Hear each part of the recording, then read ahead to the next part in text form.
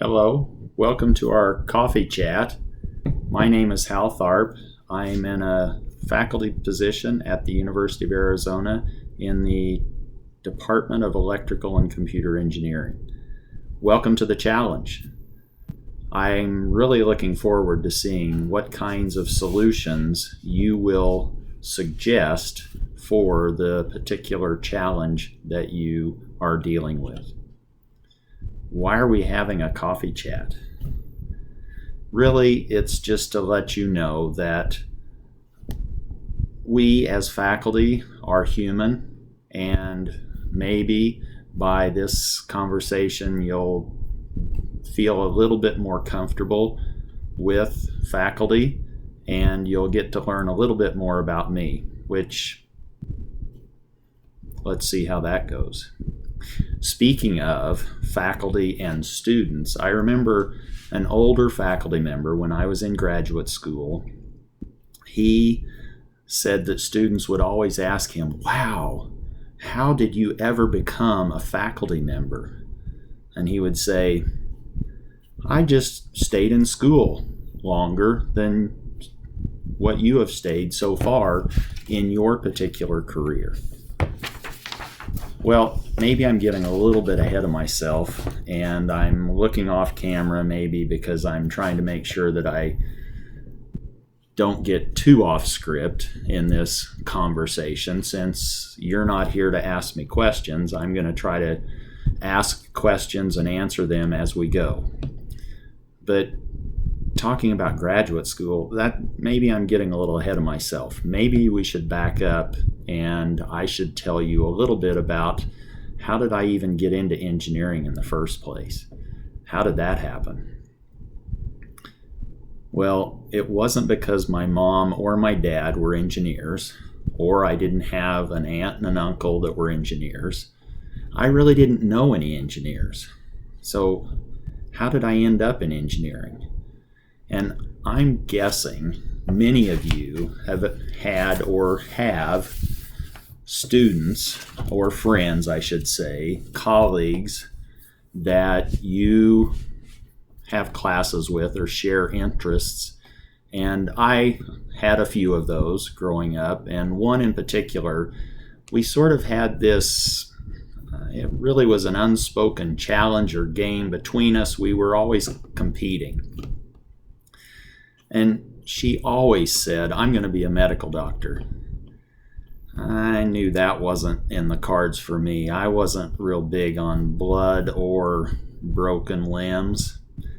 I didn't really want to go there. So now what am I supposed to do? Well, I knew that she had some older brothers and they were engineers.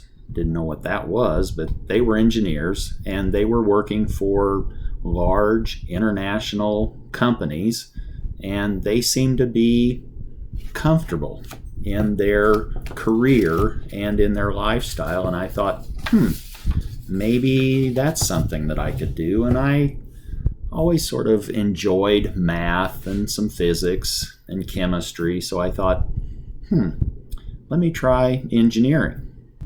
What kind?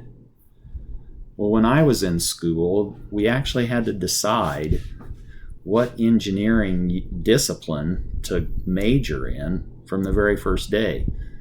And it's like, a lot of choices here. What am I supposed to do? Well, growing up, I was sort of the guy that in the house that would try to fix things. Maybe the key word is try. But I'd tear into things, and sometimes when you would open up a cover, there would be this funny diagram. And it's like, what's that? And I thought, maybe I could study electrical engineering and maybe learn a little bit about these diagrams. That might be fun. So I sort of viewed that as a challenge. I didn't really know what engineering was. I definitely didn't know what electrical and computer engineers did, but I did know that I didn't know much about these diagrams or electrical and computer engineering. So that's what I picked. Who knew? Well, once I picked electrical and computer engineering, I would walk through the halls and maybe walk past a classroom and look in and see a chalkboard and go, oh my gosh, I'll never be able to do that. There were equations on top of equations. It's like, how am I ever going to succeed in this major? But given time, given determination, in a year or two, I was in that class or a similar class, and ends up, you put in the time, you work hard, you can start to understand that and derive different results, solve problems, and it starts to get kind of fun. Well, where am I now? In electrical and computer engineering, there's a lot of different specializations, as in any engineering. And I enjoyed what was called control theory, and that's actually where I specialized in my graduate work. I personally probably wouldn't suggest that you specialize as an undergraduate student, but that way, if you don't specialize, if you get a fairly general electrical and computer engineering education or mechanical engineering education or systems and industrial, now you can sort of pick and choose what you pursue based on your interest and the job market. Well, I chose I chose control theory. What's that? Well, we actually work with control systems on a day-to-day basis and may not understand or appreciate it. Very simple: thermostat in your home, cruise control on your car, an autopilot in aircraft, autonomous vehicles, pacemaker, insulin pump, robots, manufacturing. All of those involve control theory, where really control theory is you measure some variables in that system. In a thermostat, you measure the temperature, and you use that measurement to decide, okay, what do I need to do next? And that decision process is actually possible using electronics or computers, which is kind of neat and kind of fun. We learn how to model a system. We describe it by differential equations.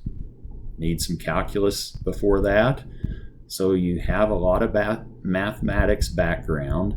You can now figure out the physics. You can determine, how do I make this control system such that I can keep this satellite in orbit, or I can make sure that this robot arm goes from point A to point B in a manner that I want it to. Maybe that's enough on control theory. Let me just maybe finish with some ideas or suggestions that I might leave you with. One, don't psych yourself out. Remember when I was walking through the hallways and looking in these classrooms and seeing these chalkboards full of equations? I kind of psyched myself out. Don't do that. Go ahead, look into it. You've got friends, you've got faculty. Don't forget to ask questions. Typically, the better students are asking questions. If you don't know what to ask, that's okay.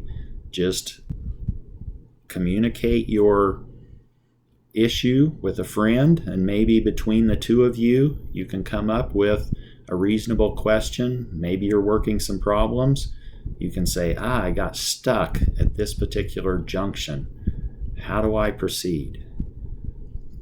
So buckle down, make sure that you understand the problem, you're doing your homework, you're engaged with the material, force yourself to study and work hard, and I think you'll be surprised at what you can accomplish.